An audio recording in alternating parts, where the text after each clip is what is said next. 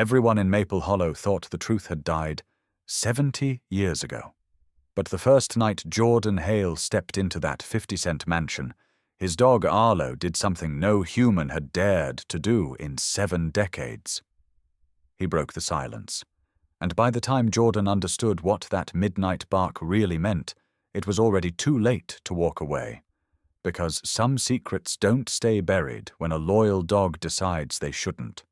Jordan Hale had always believed that silence was the closest thing to peace. After a decade in the Army Corps of Engineers and one explosion that nearly took his left leg, he convinced himself that quiet was enough, that the world had stopped demanding anything from him the moment he limped off the transport plane, carrying nothing but a duffel bag and the leash of a German shepherd who refused to leave his side. But peace was not what waited for him in Maple Hollow, Montana. The county had called it a historical stone residence. Locals called it a lost cause. Jordan bought the deed for 50 cents and a stack of forms, thinking a quiet life might finally fit him. The mansion sat on a hill overlooking the valley, its stone walls scarred by time, its windows half swallowed by vines. To anyone else it might have looked like a ruin. To Jordan, it looked like a place no one would bother him again. Arlo jumped from the truck the moment the engine cut off. The dog's paws landed silently on the gravel, head high, ears forward. He wasn't young anymore, but he still moved with a soldier's purpose. Jordan trusted Arlo's instincts more than he trusted 4 therapists and every doctor the VA had thrown at him. Jordan stepped up the cracked front path and slid the brass key into the lock. It turned too easily, smoother than any door untouched for decades should. The first unease crawled up his spine. The second was Arlo. The dog stopped at the threshold, his entire body rigid. He stared into the dim foyer without blinking. His breath stayed silent, slow, measured. Then a low rumble built in his chest, steady and controlled, the kind of growl he used only when the threat was real. Jordan whispered his name. Arlo didn't look back. He stepped inside anyway. The air carried the cold of old stone, but beneath it was something sharper, a metallic hint that didn't belong. A staircase curled to the left, its banister surprisingly clean. Too clean. Sunlight pushed through fractured glass above the door, splashing broken patterns across the tiled floor. Arlo entered at last, but not willingly. His nose skimmed the ground, body lowered, each step deliberate in a way Jordan remembered from night patrols. The dog wasn't exploring. He was clearing the house. Jordan walked through room by room. The living room was huge, a stone fireplace dominating the far wall. Dust covered everything except for a single narrow path across the floor. The kitchen still held appliances from the 70s, an avocado green fridge humming faintly even though the power was supposed to be shut off years ago. Then Jordan saw it. A calendar on the fridge, held up by a magnet shaped like a trout. The date was only 3 months old. Someone had been here recently. Arlo froze in the doorway behind him. The dog's tail stiffened, ears locked forward, nose pointed at the back hall. Jordan followed his gaze. The wallpaper looked faded and harmless, but Arlo took 1 step forward, pawing gently at the baseboard. Once, twice, not frantic, intentional. Jordan crouched, ran a hand over the wall. Smooth plaster, cool paint, nothing unusual. But the dog didn't move. He pressed closer to Jordan, and that was the 3rd unease. Arlo only did that when the danger wasn't imagined. Jordan forced himself to breathe, to push down the old panic that always tried to climb up his throat. He unrolled his sleeping bag in the living room that night. Arlo lay beside him, not resting, not even pretending to. His eyes stayed fixed on the hallway. Around midnight, the noise came. Not the gentle settling of old beams. This was weight, pressure, someone shifting their stance on the 2nd floor. Jordan bolted upright. Arlo was already standing, silent, tense, head lifted toward the sound. The noise stopped, but the house didn't feel empty anymore. Arlo padded toward the hallway, his claws making no sound on the old floor. He stopped at the same baseboard and lowered his head. Then, with a sharp snap of his jaws, he barked. One loud, decisive command, the kind he used on deployment when he found something that could kill. Jordan grabbed his flashlight, swept it across the wall. The beam caught a faint outline, a square, thin, barely wider than a doorway. Not natural, not part of any plan the county had shown him. He ran his fingers along the seam. The plaster gave under his touch like it had been patched hastily, as if someone had painted over a secret. Arlo growled low and steady, but he didn't move forward. He was guarding Jordan, not the wall. Jordan stepped back and inhaled. The metallic scent thickened. It wasn't old dust. It was something sharper. Fresh. He backed into the living room slowly. Arlo followed, tail high, nose angled toward the ceiling now. Jordan's pulse hammered beneath his ribs. He'd slept in enough half-collapsed barracks to know when walls held more than ghosts. The air shifted. A cold draft slid from the hallway, brushing past him, even though no window was open. Arlo stopped moving. His ears flicked once. Then he turned his head toward the staircase. Jordan followed that gaze. A single dusty footprint sat on the bottom step. Fresh. Too fresh. It wasn't his. Arlo's bark exploded through the room. Not fear, not guesswork. Warning. Jordan raised the flashlight again. The beam shook once in his hand, not from weakness but from certainty. This house wasn't abandoned. It had been occupied, and whoever had been here before him hadn't left. Not really, they had only stepped out of sight, waiting, in the dark, leaving Arlo to tell the truth long before Jordan dared believe it. Morning light crept through the fractured glass above the foyer, thin and pale, as if the sun itself didn't want to enter the house. Jordan woke stiff and cold on the living room floor, the sleeping bag twisted around his leg. Arlo was already standing, nose lifted toward the hallway like he'd been awake for hours. Jordan rubbed the tight ache in his left thigh. The shrapnel scar always throbbed hardest on cold mornings. He rolled to his feet slowly. Arlo didn't take his eyes off the west hallway. "You're still on it, huh?" Arlo didn't shift. Not even his ears moved. Whatever he sensed was real, or real enough that he wouldn't let it go. Jordan forced himself through a routine. Wash up, look around, pretend everything was normal. But the house made that impossible. The calendar in the kitchen hadn't moved. October, 3 months old. The paper was crisp, edges neat, the ink unfaded. Someone had touched it recently. The dining table, though weathered, had no dust on its center. A ring-shaped clean spot sat where something had been placed and then removed. Fresh, and the window above the sink. Last night it had been halfway open, refusing to budge when he tried to close it. Now it stood sealed tight, latched from the inside. Jordan stared at it for a long moment. He hadn't touched it. Arlo didn't have thumbs.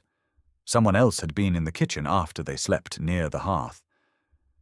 Arlo padded in from the hallway, tail level, posture stiff. He sat beside Jordan's leg, his weight settling just enough against him to transmit a quiet message. "We're not alone." Jordan opened the back door and stepped outside, if only to breathe.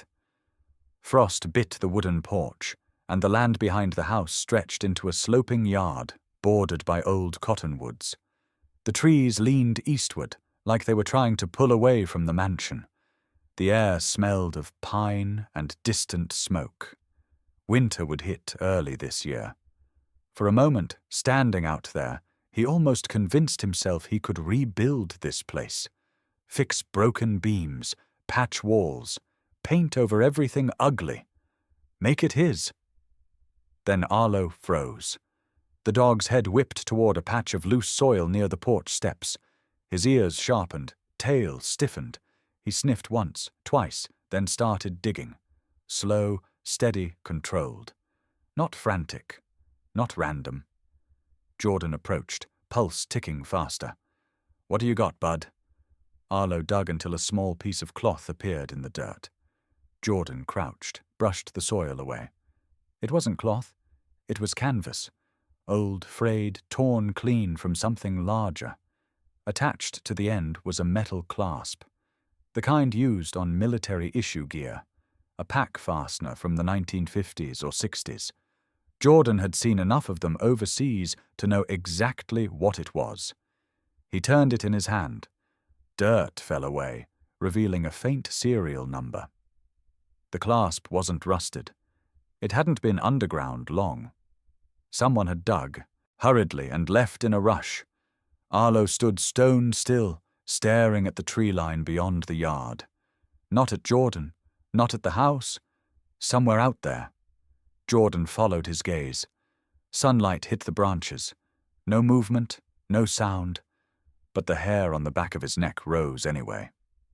Back inside, Jordan set the clasp on the counter and opened the county's property records he'd collected from the annex 3 weeks earlier.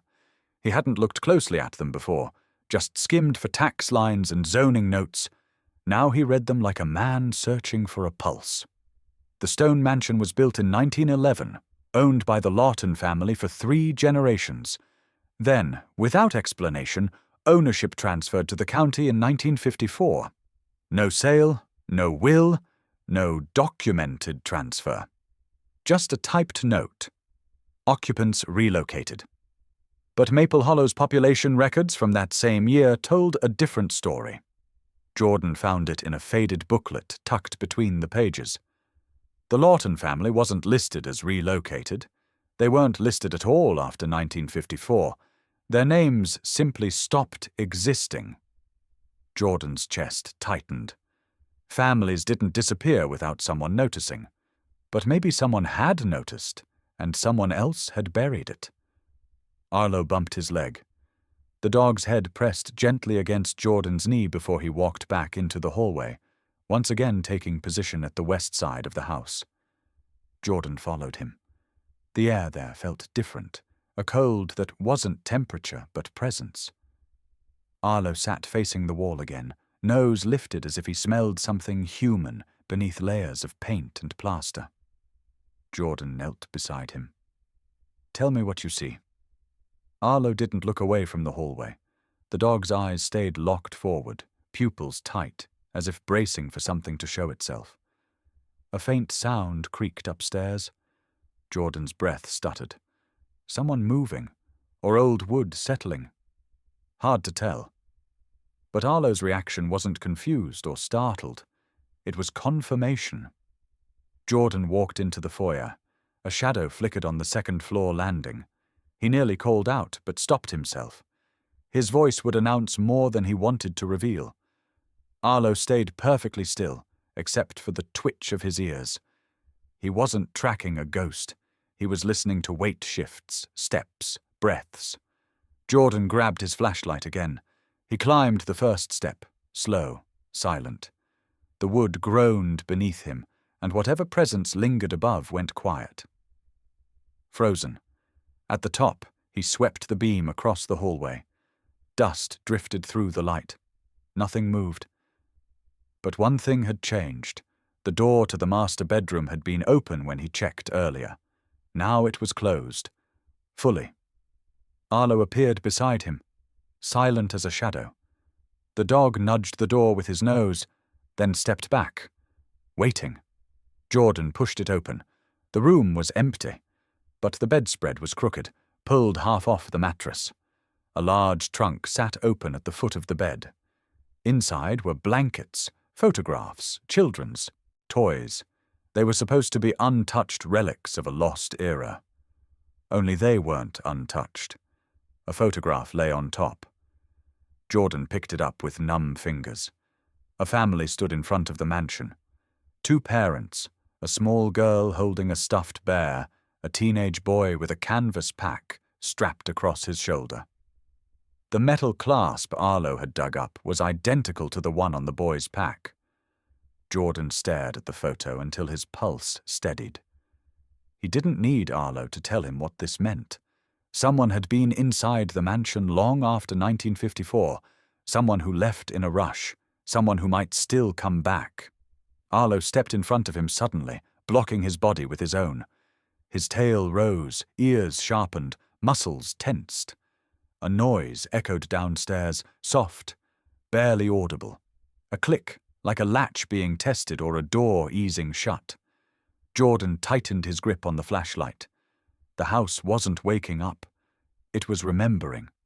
And whatever had happened 70 years ago wasn't resting quietly. Arlo growled, low and certain. Jordan whispered, more to himself than the dog. The past never dies here, does it? By late afternoon, the house had grown colder. Not weather cold, but the kind that sank into drywall and waited. Jordan walked the perimeter room by room, checking windows and doors, forcing himself to believe he was building a routine. But every few minutes, Arlo broke that illusion. The dog kept drifting back to the west hallway, drawn by something Jordan couldn't see. This time, Arlo didn't just stare. He stepped forward, nose tapping a section of the wall where the paint looked slightly darker than the rest. At first glance, it seemed like old repairs. Then Arlo barked once, sharp and decisive. Jordan approached, heart thudding. The tone of that bark was familiar, a specific cadence Arlo used only when he found explosives overseas. It wasn't fear, it was certainty. Jordan crouched, ran his fingers over the wall. The paint was newer, smooth where the rest of the house was textured. The color was close, but not exact. Whoever patched this had rushed. Arlo pawed once at the baseboard, then stepped back, giving Jordan room. A silent instruction. All right, I hear you. He retrieved the pry bar from the truck and returned to the hallway. Arlo stood to his left, muscles tight, watching the shadows more than the work. Jordan braced the metal against the seam and pushed. The wall resisted, then groaned, dust breaking loose like old breath. A crack widened, then another. 20 minutes of work peeled back a large panel of plaster, revealing wood beneath. Not random lumber. A door, narrow, reinforced, sealed by iron brackets that had once been hidden under mesh and paint. Jordan's pulse picked up. This wasn't a homeowner repair. This was deliberate concealment. Arlo stepped closer, sniffing at the edges. He didn't bark again. Instead, he lowered his head, tail stiff, the way he had when he sensed tripwire in Fallujah. Jordan unlatched the brackets. The door creaked open with a long, strained sigh, exhaling stale air that smelled of metal and something older. He raised his flashlight and pitched it downward. Wooden steps disappeared into darkness. A basement, but not the kind made for storing canned goods. Arlo descended first without being told. He placed each paw carefully, like every step mattered. Jordan followed him into the cold. The basement was larger than he expected. The stone walls were thick, rugged, and surprisingly well preserved. Rows of metal filing cabinets lined one side, with cardboard boxes stacked neatly beside them. A long table sat in the center, papers scattered across it, untouched by dust. This room had been sealed for decades, yet it felt as if someone had left only days ago. Jordan opened the first cabinet. Maps, dozens of them. Land parcels marked in pencil. Handwritten notes in the margins. The dates ranged from 1948 to 1955. He recognized some of the names on the documents. Property owners from Maple Hollow. Families who had vanished from the census. He pulled out a thicker folder.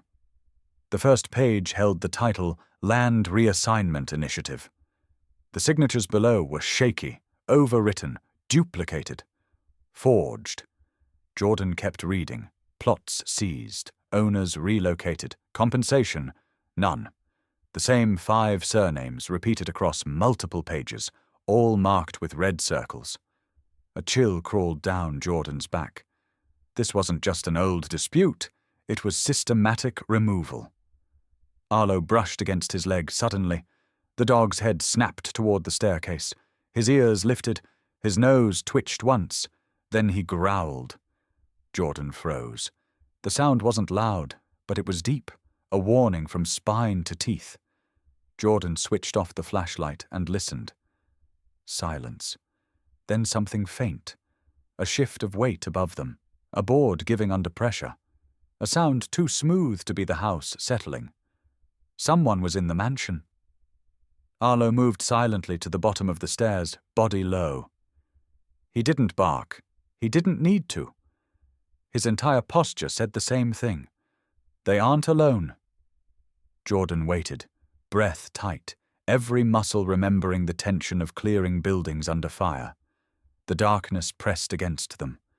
For a moment, even the cold air felt like it was listening. Then Arlo did something Jordan had seen only once before, the night a hidden insurgent stepped into their safe house. The dog tilted his head upward, nostrils flaring, and let out a soft exhale through his nose. A scent. Human. Jordan reached for the wall, found the switch for the stairs, and flicked it off, plunging them back into shadows. He pressed himself against the stone and listened harder. Footsteps. Slow. Barely there. Moving across the kitchen floor above. Arlo's tail lifted straight behind him, a tension line. Jordan eased forward and climbed halfway up the steps, careful not to creak the boards. He peeked through the barely cracked doorway. The kitchen was dark except for a faint glow near the stove. At first, he thought it was a reflection. Then he saw it. The burner knob was turned all the way open. Gas hissed into the room, silent and deadly. Jordan's breath went cold. Someone had walked straight into the house while they were in the basement. Not to search, not to steal, to kill. Arlo pressed against his leg, urging him back. Jordan pulled the door shut silently, leaving only a sliver open for air, and they retreated down the stairs. He scanned the room again with the flashlight. Documents, maps, family records, evidence of something buried 70 years deep. Everything suddenly felt more urgent. This wasn't an abandoned mansion. It was a vault. And somewhere in Maple Hollow, someone still cared enough to keep its secrets buried.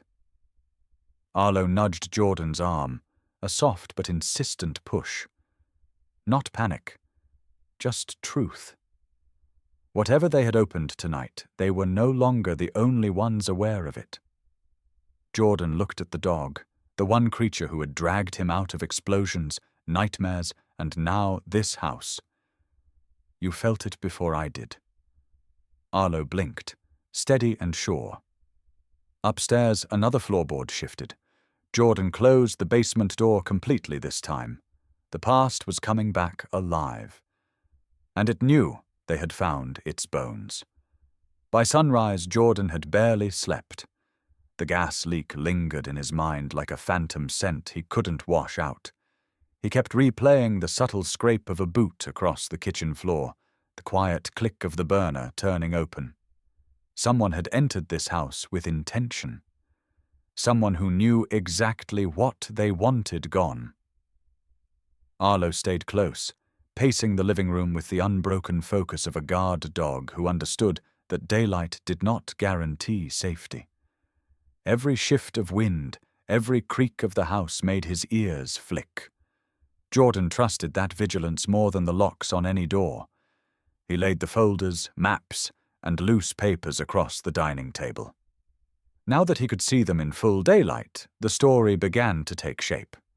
The first folder carried a name typed neatly across the top. Henry Lawton. Occupation: geological engineer. Status: unresolved disappearance, 1954. Jordan stared at the photo clipped inside. Henry stood beside the mansion 70 years earlier, holding a map tube in one hand. His wife and 2 children stood beside him. The same family from the photo Jordan found in the master bedroom trunk. The same boy who carried the canvas pack with the metal clasp Arlo had dug up. Pieces began to fit, but not in any way that felt comforting. Jordan picked up a yellowed notebook from the pile. Its first pages were full of neat handwriting, but the last few descended into erratic scrawls. One entry caught his eye. "If they bury the creek again, the valley will give way. Do not let them seal it. Do not let them silence us." Under it was another note, more frantic. "They will come at night. Hide everything. The walls are safer than the locks." Jordan exhaled slowly. The metal taste that followed reminded him of sandstorms in Iraq, of nights spent waiting for footsteps that didn't belong. Some fears never left, even decades later. Arlo nudged his arm. Jordan followed the dog's stare toward the back door. Arlo stood motionless, nose lifted, breathing slow and deep. Then he padded to the door and scratched once at the frame. A signal to check outside. Jordan grabbed his jacket and stepped out back. Frost still clung to the edges of the grass, but something broke the untouched surface. Tracks, boot prints, fresh. They crossed the yard, weaving toward the tree line. Jordan crouched, studying the patterns. Heavy heel, broad sole. Whoever it was had confidence. No attempt to hide. Arlo sniffed the same tracks, then looked toward the woods with a low rumble in his throat. Not fear. Recognition. Jordan stood slowly. Someone had come close. Too close. And not by accident. Back inside, he spread the land maps across the table again. One particular sheet stood out, a valley rendering dated 1953, showing the natural path of a creek that ran behind the mansion and down the ridge. A second map, dated 1956, showed the same area with a wide grey block over top. Maple Creek Dam, built 3 years after the Lawton family vanished. Jordan flipped through the file. Complaints logged. Water disputes, land instability warnings. Every record after 1955 abruptly ended, as if someone had decided history should stay quiet. Arlo walked to the table, front paws resting on the chair, eyes fixed on one corner of the map. Jordan followed his gaze. A handwritten note in faded pencil. They redirected the water. It will not hold. Not forever. Jordan set the page down, heart pounding faster. If the dam was built illegally or on unstable land, the evidence would be on geological reports. Henry Lawton was the only person who would have had those surveys. The basement vault wasn't just a hiding place for family keepsakes. It was a direct threat to anyone who benefited from the dam's construction. Jordan leaned over the papers, the weight of realization settling into his chest. Someone had been trying to erase Henry Lawton's work for 70 years, and if someone was breaking into the house now, gas burner open, stepping quietly through rooms, then that same someone might still be fighting. Arlo padded to the kitchen. Jordan followed, senses tightening. The dog stopped beside the stove and sniffed again. He sat, head tilted slightly, staring up at Jordan with a look he used only during bomb sweeps. He smelled something new. Jordan knelt. Gas? No, that scent was gone. This was different. A faint trace of cologne. Not floral. Musky, strong. Something a man in his 50s might wear. Jordan had smelled it before. Yesterday, at the county annex, the clerk's supervisor who walked by him without speaking. The man with the trimmed mustache and 2 clean boots. Arlo stared at Jordan, confirming what Jordan didn't want to believe. The intruder wasn't random. Jordan returned to the table and sorted through the last stack of files. A map tucked behind a property ledger made him pause. Unlike the rest, it was drawn on heavier paper, detailed, technical, and circled in red ink was a single mark. Maple Creek Dam. Fragile ground beneath. Failure risk. High. Jordan closed his eyes for a moment. The picture formed fully now.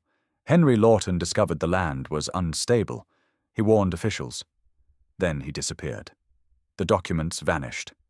The town stayed silent. The dam was built regardless. And now Jordan had found the vault Henry hid to protect his work. Arlo lifted his head suddenly and growled. Not at the door, at something inside the house. Jordan stood instantly. He followed Arlo down the hallway, his steps matching the dog's tense rhythm.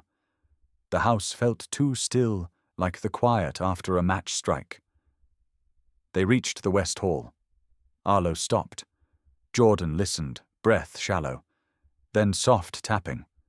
Not from upstairs, from inside the walls, as if someone had moved through the crawl space and was now backing away. Arlo pressed close to Jordan's leg, tense and ready. Jordan whispered, barely audible. They're still here. The truth wasn't buried 70 years ago. It was breathing, watching, waiting in the cracks of the house. And now it knew Jordan had seen too much. By noon, Jordan couldn't stand the feeling of being boxed in by the house. Every corner, every board, every untouched photograph in the master bedroom seemed to whisper a warning. The documents were too sharp, too detailed to ignore. Henry Lawton hadn't been paranoid. He had been right, and someone had punished him for it. Jordan loaded Arlo into the truck and headed down the dirt road that led into town. The sky hung low with winter clouds, heavy and unmoving. The valley felt smaller than usual, as if the mountains had leaned closer overnight. Arlo sat upright in the passenger seat, gaze fixed out the window. His ears didn't relax once. Normally he'd settle eventually, chin on Jordan's leg. Not today. Something had his attention, something he sensed before Jordan did. They stopped at a small yellow house on a quiet gravel lane at the edge of Maple Hollow. A rusted mailbox read, Rourke. Jordan remembered the name from a property ledger. Neighbors to the Lawton family. Last documented survivor of that generation. Martha Rourke answered the door after only one knock. Her white hair was braided down her back, her eyes sharp, in a face lined with years of hard winters. You're the boy who bought the stone house? Jordan nodded. Yes, Ma'am. I had some questions about the people who lived there before me. She studied him for a long moment.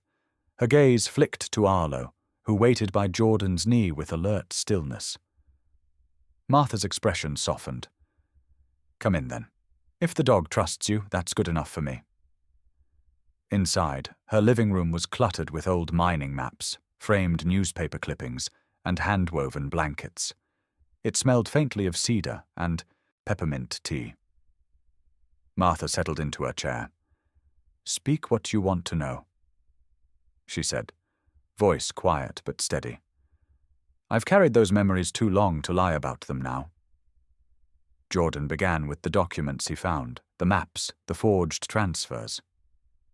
Martha didn't interrupt. She listened with a tight jaw and eyes that grew older by the minute. When he finished, she exhaled slowly. I knew something like this would crawl back out of the ground someday. Henry tried to warn people. They called him a troublemaker, said he was stirring fear. What did he find? Jordan asked. Truth, Martha answered. And truth was the last thing Maple Hollow wanted. She leaned forward, her hands gripping the armrest. Back then, Mayor Colburn wanted to expand the valley. More land, more control. He ordered the creek redirected so he could claim parcels along the lower basin. Henry found out. He was a geologist. He knew the valley floor couldn't handle the shift. Jordan felt the room tighten around him. What did Henry do? He spoke up, to the council, to the state, to anyone who would listen. He warned them the land would suffer, that the water would undermine the soil. He wrote letters, gathered signatures. Martha's voice cracked, and then he vanished. All of them. Wife, children, every last one. They said the family left the state. I never believed it. No one sane would leave their beds unmade and their supper half-cooked. Jordan's blood chilled. Do you think the mayor had something to do with it? Martha stared directly at him. Her silence was answer enough. Arlo's head snapped toward the window suddenly, ears rising. He moved to the doorway, muscles coiled. Jordan followed his line of sight. A dark SUV sat parked across the street. No one inside moved. No headlights, no engine rumble, just a vehicle sitting too still on a road that rarely saw strangers. Jordan felt his ribs tighten. Do you know that car, ma'am? Martha didn't look. Her expression remained painfully calm. You should leave now, she whispered. And you should take that dog with you. He'll know the way before you do. Jordan thanked her and left quickly. As soon as he stepped outside, he saw the SUV shift slightly, as if the driver had just pressed a foot on the brake. Then it pulled off slowly, not toward town, but in the opposite direction, shadowing them. Arlo climbed into the truck but didn't sit. He faced backward, body rigid, staring at the vehicle trailing behind them by several car lengths. Jordan drove calmly at first. Through 2 turns, then another. Each time, the SUV matched his pace. Arlo growled softly, that low, teeth-vibrating tone he used when danger wasn't hypothetical. Jordan's hands tightened on the wheel. This wasn't paranoia. The vehicle wasn't passing, wasn't turning, wasn't allowing distance. It stayed steady, intentional. He turned onto an old logging road, hoping to test the tail. The SUV followed, dust rising behind its tires. A cold knot twisted inside, Jordan's chest.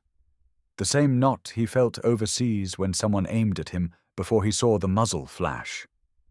He slowed the truck until they reached a narrow bend where dense pines pressed close. The SUV lagged a few seconds behind, disappearing briefly in the curve. Jordan used that moment to pull off the road and kill the engine. Arlo braced himself against the dashboard, ready. They waited. The SUV approached the bend, then halted.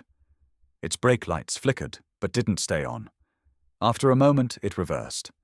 It didn't continue. Didn't check where Jordan had gone. It simply backed away and disappeared down the road. Jordan sat still, breath caught between relief and dread. Someone had wanted him to know they were there. Not an attack, a warning, a message. Arlo pressed his nose to Jordan's arm, steady and grounding. I see it, too, Jordan whispered.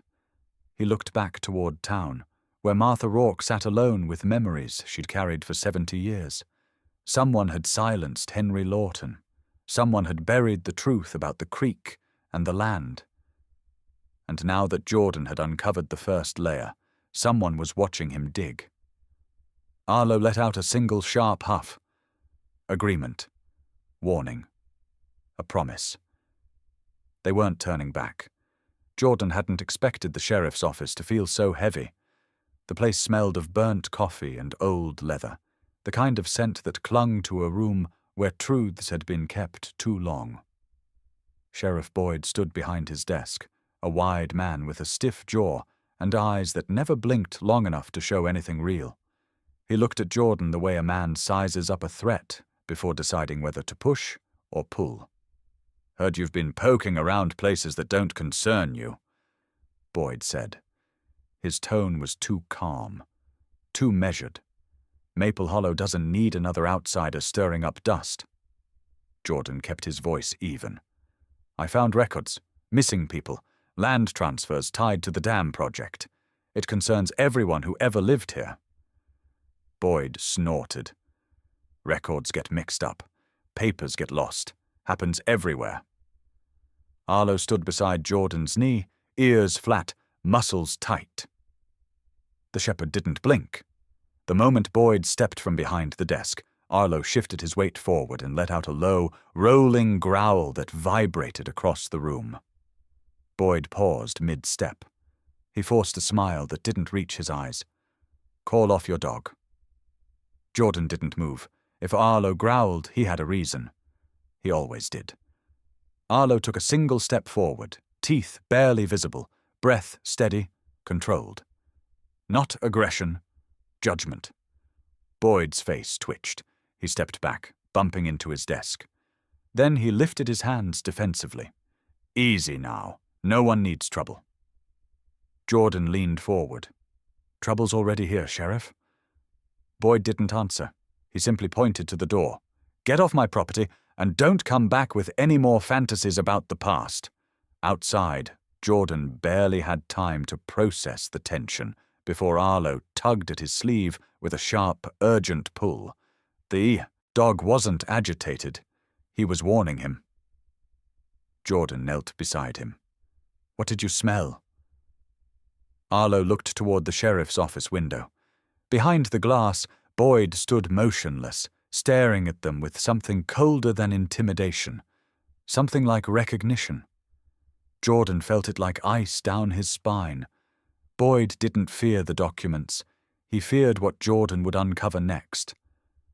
That night, the house creaked under a wind that wasn't strong enough to make it move. Jordan worked in the hidden vault, sorting evidence on the long steel table. Arlo rested near the stairwell, alert even in stillness. Near midnight, Arlo jerked awake. The shift was instant, violent. His ears shot straight up, his body stiffened. Jordan had seen that posture in Iraq, seconds before a detonation. Arlo sprinted up the stairs. Jordan grabbed his flashlight and gun, heart hammering. He wasn't 2 steps behind when he heard it. A metallic pop. Then the unmistakable sound of wood splintering. Someone had kicked the kitchen door open. Arlo lunged into the hallway first, bark exploding through the house, a deep, thunderous warning that shook the walls. The intruder cursed, heavy boots scraping across tile. Jordan raised the flashlight beam just in time to catch the figure's silhouette. A man dressed in dark winter gear, face hidden, hand gripping something long and metallic. Arlo collided with him before he could lift it. The impact slammed both bodies into the countertop. Pots crashed to the floor. The intruder swung wildly, but Arlo moved with precision, jaws locked on the man's arm, forcing the weapon down. Jordan shouted, "Arlo, back!" But the dog didn't retreat. He shifted, planting himself between Jordan and the attacker, barking in explosive bursts. The intruder staggered, then reached for his pocket. Jordan fired into the wall beside the man's head. The intruder froze, but only for a second. He bolted down the hall toward the front door. Arlo lunged after him, but Jordan grabbed the dog's harness. "No, down here, now." Arlo obeyed instantly. Trust over instinct. Jordan raced to the vault stairs. The intruder's footsteps pounded overhead, circling the house. Jordan slammed the vault door, but knew it wouldn't hold if the man came back with force.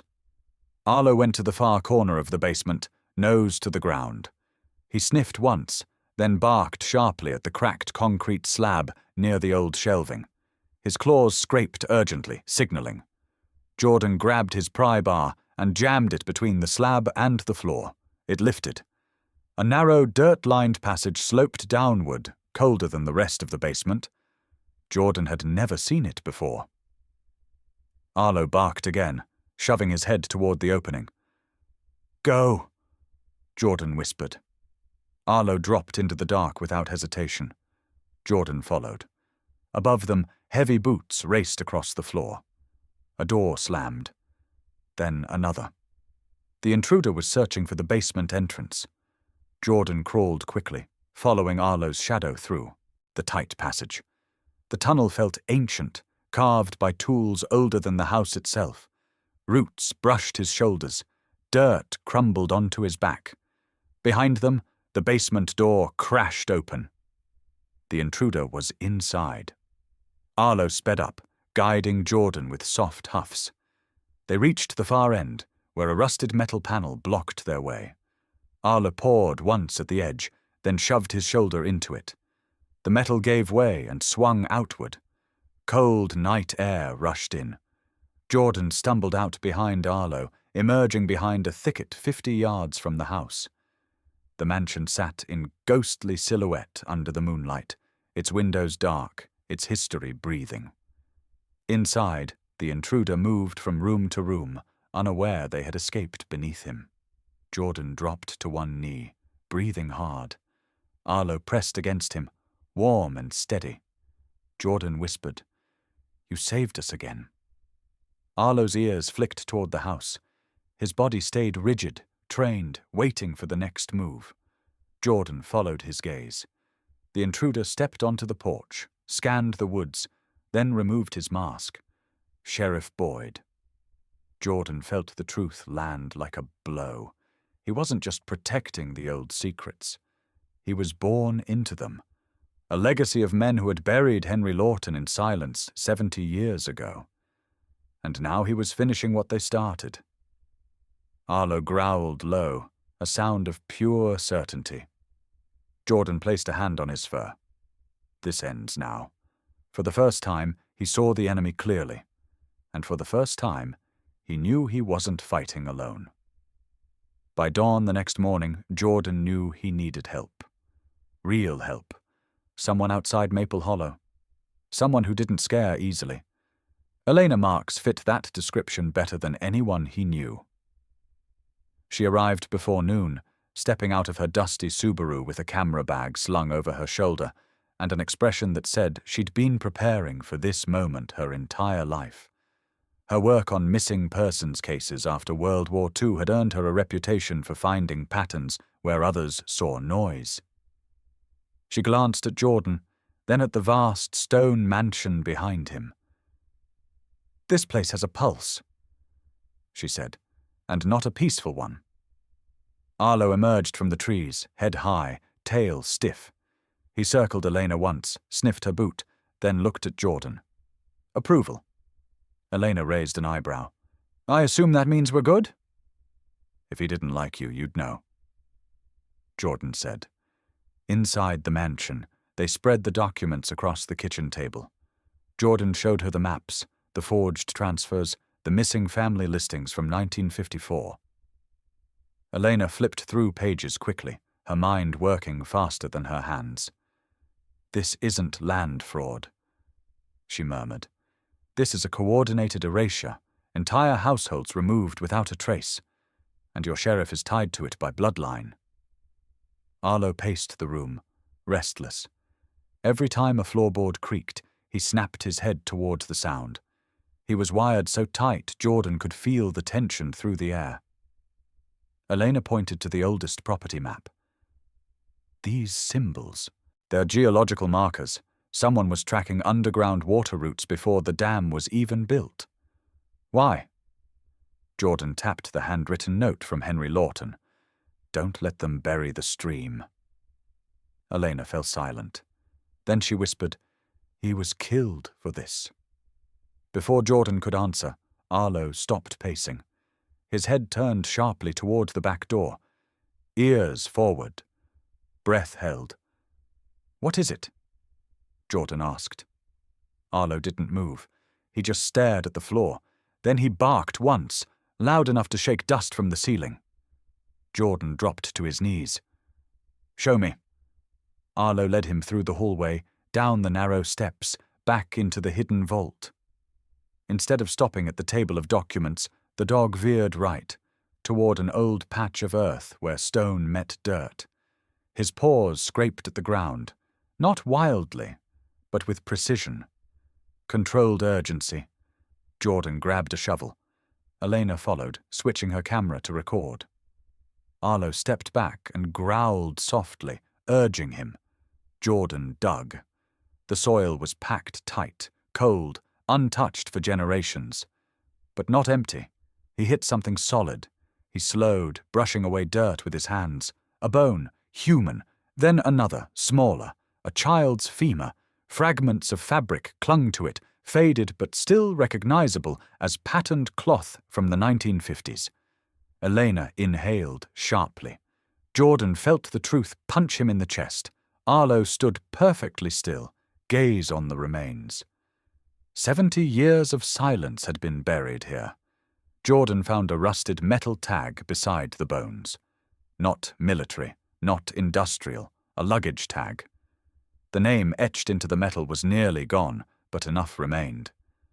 Lawton. Elena's voice trembled as she whispered, "They never left town. They never even left the property." She steadied the camera, capturing everything. Her breath shook, but her hands stayed firm. "We have to get this to the feds. Now!" Before Jordan could respond, Arlo's entire posture snapped. Head whipped up, tail rigid, muscles locked. Footsteps. Not one pair, several. From outside, an engine roared, then another. Gravel crunched under heavy tires. Elena killed the camera light. Jordan grabbed the bone fragments and the metal tag, securing them in a cloth pouch. Arlo raced up the stairs. Jordan followed. When he reached the top, he stopped cold. Sheriff Boyd's SUV sat at the edge of the driveway. Behind it, 2 other trucks. Men stepped out wearing jackets emblazoned with county patches. Their hands hovered near their holsters. Boyd walked forward first, face carved in stone. "You should have left this alone, Hale." Jordan met his stare. 70 years. That's how long you've been hiding it. Boyd didn't blink. "My grandfather built this town. My father kept it alive.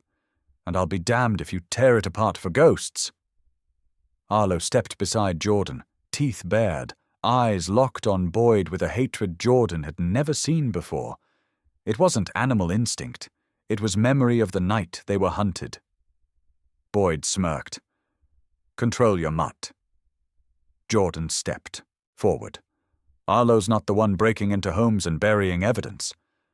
Boyd's eyes flicked towards the house. His jaw tightened. "Bring them in." The deputies moved. Arlo launched. Not blindly. Not recklessly. He struck Boyd's lead man at the knee, dropping him before he could draw. Another deputy reached for his gun, but Arlo pivoted, barking explosively in his face. The man stumbled backward, weapon clattering onto the porch. Jordan grabbed Elena's arm. "The laptop. The camera files. Run!" They sprinted through the house. Boyd shouted orders. Boots thundered after them. Arlo held the porch as long as he could, snapping, lunging, forcing the men to keep distance. Jordan reached the vault and thrust the evidence pouch and camera into Elena's hands. "Take the streambed path. It runs straight to the highway about a mile down. Call the feds. Call everyone." Elena hesitated. "What about you?" Jordan looked at Arlo. "I've got him. He's got me." Arlo barked sharply from upstairs, signaling a retreat point. "Go. Now." Elena disappeared into the tunnel. Jordan climbed back toward the kitchen just as Boyd forced his way through the door. "You're done, Hale." Arlo stood between them, body lowered, ready to strike again. Jordan raised his chin. "No, you are." Because behind the house, in the woods, sirens began to wail. Distant but real, federal. Elena had made the call. Boyd's face faltered. Arlo took one deliberate step forward. A warning. A promise. Jordan whispered, "Good boy."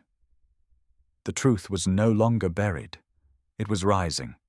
A full year had passed since the night Arlo forced the truth out of the shadows, and Maple Hollow was no longer the same town Jordan had driven into, with a 50-cent deed and a wounded leg. The mountains still watched over the valley, the winters were still unforgiving, and the mornings still carried that crisp Montana silence. But the weight beneath it had changed. The quiet was honest now. The federal investigation had run deeper than anyone expected.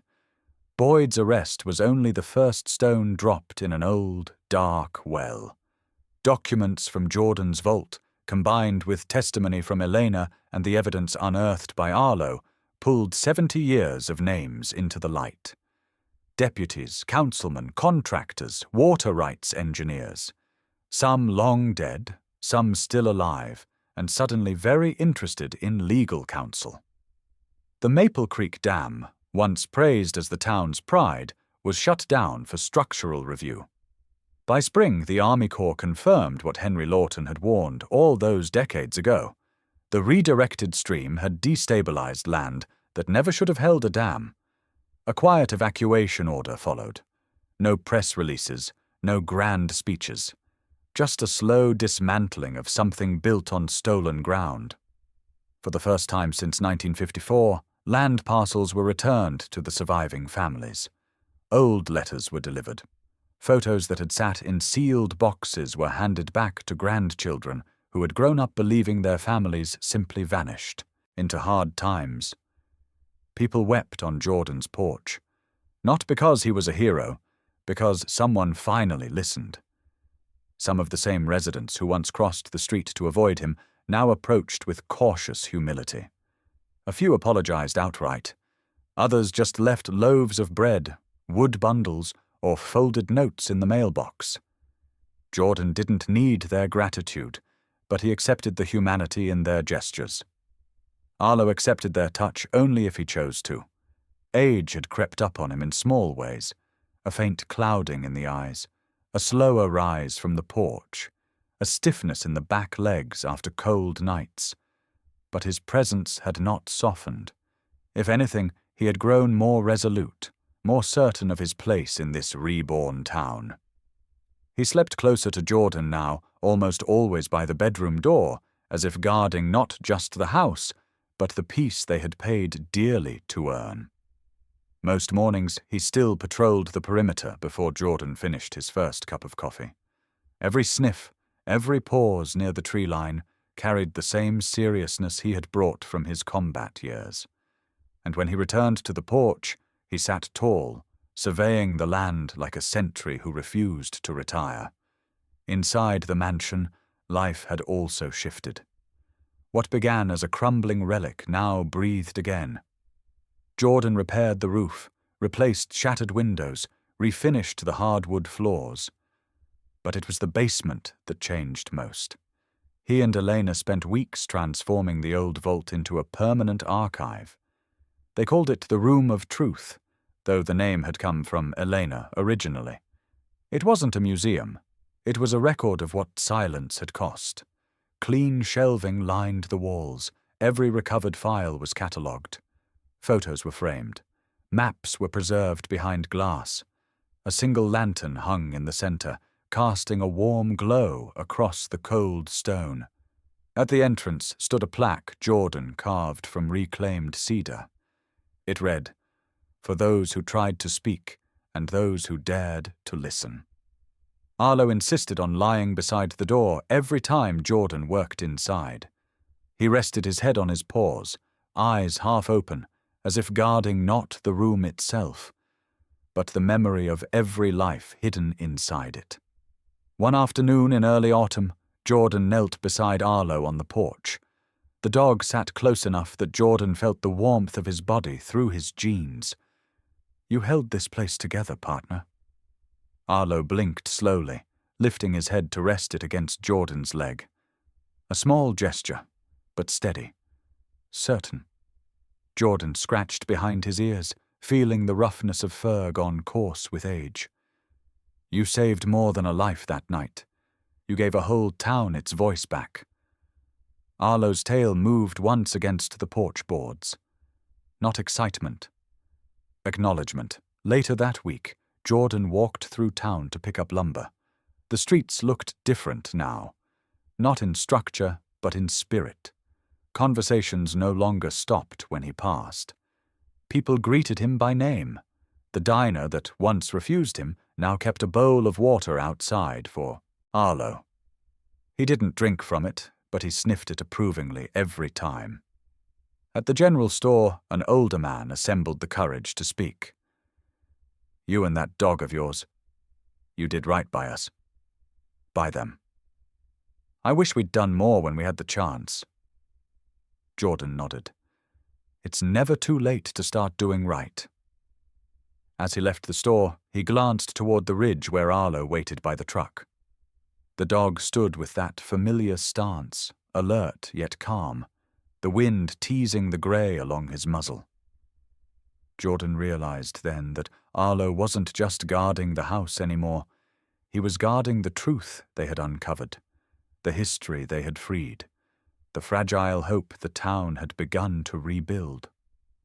That night, back at the mansion, Jordan lit the lantern in the Room of Truth, and let the warm glow spill across the old stone floor.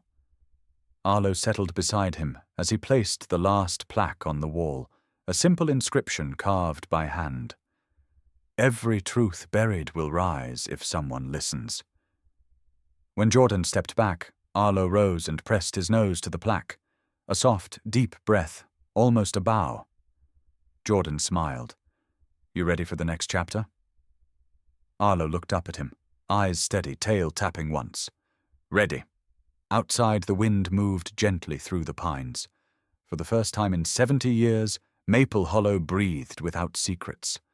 And at the heart of it all, in a mansion bought for 50 cents, a man and his old shepherd stood watch over the silence they had earned. By the following spring, the mansion on the ridge had become something no one in Maple Hollow expected. Not a tourist spot, not a memorial, not a victory shrine. It had become a crossroads, a place where people came when they wanted answers or courage, or simply to see the dog who refused to back down. Word traveled far beyond the valley. First the local high school, then the community college. A documentary crew showed up one weekend. Veterans from Billings, journalists from Helena, people who had lost family members decades ago, people who feared their loved ones might have been swallowed by the same silence that took the Lawton family. And every time someone walked up the long gravel drive, Arlo rose to greet them with quiet authority. He didn't bark, didn't rush, didn't demand anything. He simply watched them, judged something in their posture, and if he approved, he stepped aside to let them pass. They started calling him the gatekeeper of truth. It wasn't a title Jordan gave him, but he didn't correct it either. Arlo had earned it in ways no human ever could. On a warm afternoon, Jordan stood beside the porch railing, sanding a new plaque for the Room of Truth. A group of students from the university huddled around the old cedar stump at the edge of the yard, jotting notes, asking Elena questions. She had become something like the unofficial archivist of the case, though she always said, "I just followed the dog." Jordan liked hearing that. It was true. A young veteran approached the porch. He was about 30, shoulders tight, eyes carrying something heavy. Jordan recognized the look instantly. He'd seen it in foxholes and field hospitals. The man hesitated, gaze shifting to Arlo, who stood at the top step like a weathered sentinel. "Is he safe to approach?" the veteran asked. Jordan smiled. "He's safer than most people you'll ever meet." The man nodded, took a step. Arlo watched him intently, then walked forward, brushing his side against the man's leg before sitting calmly beside him. The veteran exhaled. "I'm not sure why I came. I just heard what he did. How he kept you alive. How he found those people. I guess I wanted to see for myself." Jordan nodded. Then he placed a hand on the veteran's shoulder. "Sometimes seeing is enough." In the evening, more visitors came. A retired teacher who remembered rumors from her childhood, a couple searching for their grandfather's old homestead, a journalist collecting testimonies, and a teenage boy no older than 12, standing awkwardly near the gate, hands shoved into the pockets of a too large hoodie. Jordan waved him over. "You here for the history project?" The boy shook his head. "No, I'm here for him." He pointed to Arlo, who was resting beneath the porch lamp. Jordan motioned him closer. Arlo lifted his head, ears tilting forward, then gently placed his chin on the boy's knee when he sat beside him. The boy's voice was barely above a whisper. "My mom says real courage is rare. She said Arlo showed it. But how did you know he wasn't scared that night?" He paused. "Dogs get scared too, right?" Jordan sat beside him. The porch boards creaked under the weight of the moment. "Sure they do. Arlo's been scared. I saw it in Iraq. I saw it here. Fear's not something you outrun. It's something you stand beside." The boy looked at Arlo, confused. Then why wasn't he scared that night in the house?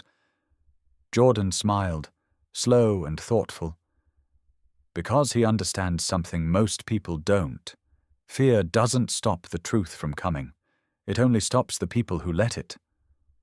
Arlo's tail tapped once against the wood, as if punctuating the sentence. The boy nodded, the kind of nod that meant he'd remember this for years. Later, when the sun dipped behind the ridge, Jordan stepped inside to check on the Room of Truth. Shelves were filling faster than he could organize. Letters, old maps, missing person reports long forgotten. All of it tied together by one man's unfinished fight 70 years ago. That was the moment Jordan knew he needed something more permanent, something that stretched beyond the valley. He called Elena into the study. "I've been thinking," Jordan said. "This shouldn't stop here. People deserve help finding the ones history tried to erase." Elena raised an eyebrow. "What are you planning?" "A foundation. A search program. Not for current cases. For cold ones. Decades old. Ones like the Lawtons. Ones no one else looks for anymore."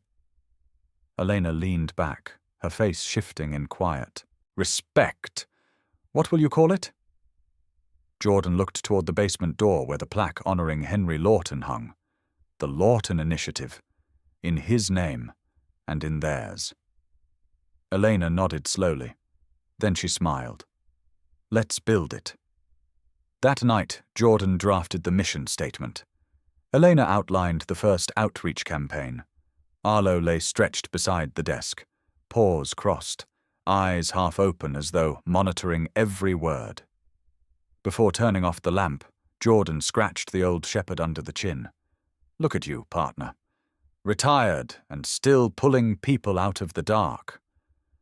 Arlo leaned into his touch, exhaling in that slow, steady way only working dogs do when they know a job is done, but the watch is never over. The porch light flickered. Outside, the pines rustled in the cool night air. People would come tomorrow, and the day after, and the day after that. Not for Jordan, for the truth Arlo had unearthed, and the legacy growing louder with each person who walked up that gravel road, whispering the same question. How do I find the truth that was taken from me? Jordan looked down at Arlo, whose gaze was fixed on the tree line, unwavering, calm, certain. "We'll help them," he whispered. "One story at a time." Arlo didn't turn his head. He didn't need to. He was already standing guard. The afternoon sun dipped through the pines, casting long shadows across the porch of the 50-cent mansion. The air was cool enough that Jordan could see his breath when he exhaled, but the warmth of the moment sat heavier than the autumn chill. Arlo lay stretched on the top step, his grey dusted muzzle resting on his paws. Age had settled over him like a soft blanket, but nothing had dulled the sharpness in his eyes. Not time, not weather, not peace. His ears still twitched at every passing car, every crunch of gravel, every whisper of wind drifting through the trees. He was old now, but he was anything but done. A young reporter from the Helena Chronicle stood at the edge of the porch, notebook trembling slightly in her hands. She had been interviewing people all day about the Lawton Initiative, about how Maple Hollow had rebuilt itself, about how truth had forced its way back into the world after 70 years underground. But what she really wanted, what everyone who came here eventually wanted, was the story behind the dog. She cleared her throat. "Jordan, can I ask you something off the record?" Jordan smiled faintly. "Off the record tends to mean important. Go ahead." She glanced toward Arlo, who looked up at her with a calm, knowing gaze. "Do you think he knew what he was doing that first night, when he barked, when he pushed you toward that wall?" Jordan didn't answer right away. He stepped onto the porch, lowering himself onto the step beside Arlo. The old shepherd shifted enough to lean against his leg, something he only did when he sensed a moment that required honesty. Jordan brushed a hand through Arlo's coat, feeling the wiry texture of age, the steady breath beneath it. "Knew?" Jordan murmured. That word doesn't cover it. He looked up at the reporter, eyes softening with something between memory and awe. He didn't bark for food. He barked for the truth. The reporter froze for a moment, pen suspended. Then she slowly nodded, almost reverently, as if she had just been handed the last missing line of her story. Jordan rested a hand on Arlo's shoulder. That first night, he wasn't warning me about danger. He was telling me not to look away. He was telling me something had been waiting a long time to be found, something we owed someone to uncover. Arlo's ears flicked at a sound down the road. Not fear, not tension, just awareness. The constant, unbroken vigilance of a dog who believed the world still needed watching, even after the enemy was gone. The wind picked up, whispering through the pine branches. Shadows rippled across the driveway. For a moment, the entire ridge felt as if it were holding its breath again, the same way it had the night Jordan first opened the door of the mansion and stepped into a secret buried for generations. The reporter closed her notebook gently. He's remarkable. He's more than that. Jordan said, He's the reason any of this happened. People talk about whistleblowers and investigators and reporters, but the first one to speak was a dog. Arlo looked up at Jordan, tail tapping once against the wood. Before the reporter left, she hesitated at the steps. Is he still on duty? Jordan smiled. Always. She walked down the drive, leaving Jordan and Arlo in the golden hush of late afternoon. Inside the house, the room of truth glowed faintly under the lantern light. Cases were still active. Families were still reaching out. The Lawton Initiative had expanded into 3 counties now. Volunteers worked weekly. Elena held seminars on ethical archiving. Veterans sent letters thanking Arlo for reminding them of the instinct they once trusted with their lives. But here, on the porch, it was quiet. Jordan leaned back on his hands. Tired, content, a little older himself. You ready to retire someday? He asked. Arlo didn't even pretend. His gaze stayed on the road, eyes narrowed with that familiar sharpness. Didn't think so, Jordan said softly. Even with years behind him, Arlo's presence felt permanent, steady, anchored in something deeper than loyalty, as if the land itself trusted him to guard it now that the truth had been freed. The pines rustled again. A car passed far down the road. Arlo didn't move, but Jordan saw his ears shift slightly, tracking everything even as his body rested. Jordan took a breath, looked out over the valley, and let the final words settle in his chest before speaking them aloud. Some truths wait decades for someone to hear them. Some dogs wait their whole lives to make sure we don't miss them. He glanced down. Arlo blinked once. Slow. Wise. Jordan reached out and rested a hand over the shepherd's heart. Thanks for guiding me home, partner. The wind softened. The house exhaled. And Arlo, the old sentinel with the warrior's instinct, turned his head once more toward the road, watching it the same way he watched it that first night. Still alert. Still guarding. Still listening for a truth no one else dared to hear. Jordan stood, brushing the porch dust from his jeans. He looked into the camera the reporter had left running and spoke clearly, his voice steady, carrying the weight of what they'd lived. What's your story with a loyal pet? Tell us, share it, because sometimes the greatest heroes walk on 4 legs, and their voices are the ones that save us when we stop listening to our own. He placed a hand on Arlo's back. And if you want more stories of courage, instinct, and the dogs who refuse to walk away from the truth, stay with us. Support the German Shepherd Project. Help keep their legacy alive. Arlo gave a single soft bark, as if offering the final word. The screen fades, the wind carries the sound, and the truth stands guard.